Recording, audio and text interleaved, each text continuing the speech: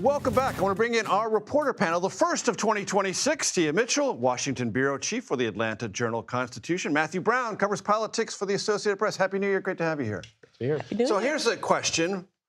Why do you, as the two-term governor of a state who's just been on the vice presidential line for your party nationally in the previous election, bail out of running for another term? Well, when you're sitting atop a political volcano known as a welfare COVID fraud scandal.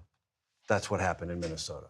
Yeah, absolutely. I mean, this has been a remarkable 2 terms for any governor. And I think that Walz, after being the governor who oversaw the racial justice protests in George Floyd in 2020, to a very brief trifecta in Democratic trifecta in the state for a period, to then this scandal after being on the vice presidential line with Kamala Harris in 2024. I mean, this man has had 8 years of just ups and downs and ups and downs. His political fortunes often in question, to them being on the precipice of one of the most powerful offices in the country.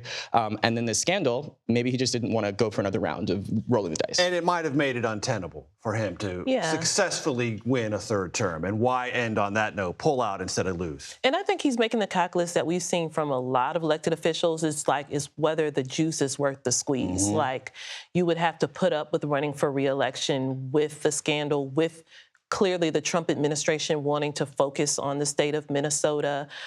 It was going to be a tough battle in some ways because he was seeking a 3rd term. Even though it's allowed, it is kind of unusual. Highly unusual and in Minnesota. So I think he just decided, like, do I really want to put up with this? And maybe if he bows out, you know, the Take Trump some of the intensity out of it. Mm-hmm. Speaking of those making assessments about whether political life is worth the squeeze, Marjorie Taylor Greene, today is her last day in Congress.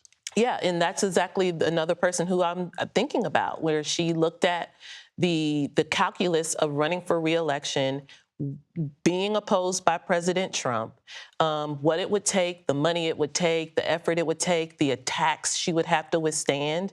And she really believed that she could have still won. I believe she could have still won, but she still decided it wasn't worth it and decided to leave Congress. Today's her last day. And people like me always turn to you, Tia, and say, what's next for her? Do you have any sense? So I have a sense. I do think in the short term, she is not necessarily going to lay out, I'm running for this or I'm launching this. She has a wedding to plan. She's newly engaged. Mm-hmm. She has children. She's hoping for grandchildren. I think she is going to take a few months to kind of regroup. Do a little of that homebody thing. Absolutely. Although we will still hear from her. She was very vocal over the weekend after the Venezuela attack. Mm-hmm. I think we'll still hear from her. But I think her next step is a few months out.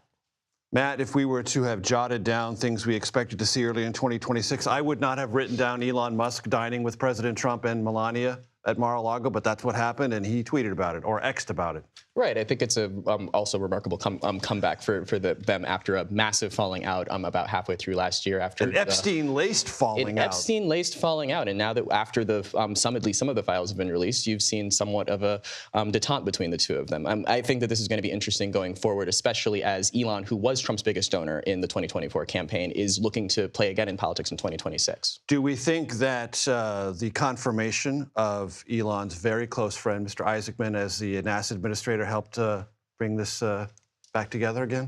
Well, that's an interesting proposition because Isaacman's nomination was actually withdrawn from in the beginning after the falling out that had with Elon. So a lot of people saw his renomination as somewhat of an early sign of maybe the dinner that we just saw. Yeah. So it's going to be interesting to see what Isaacman's agenda for NASA and the broader public-private partnerships that you're going to be seeing with that in that space are going to look like, and if Elon is going to be getting some of the things that he wants, for instance, for SpaceX and other companies that he's involved in. Tia, you're a Georgia expert. Tomorrow is the 50th anniversary of January 6th. Mm-hmm. That flowed through Georgia. It flows through Georgia politics now. Give me your thoughts.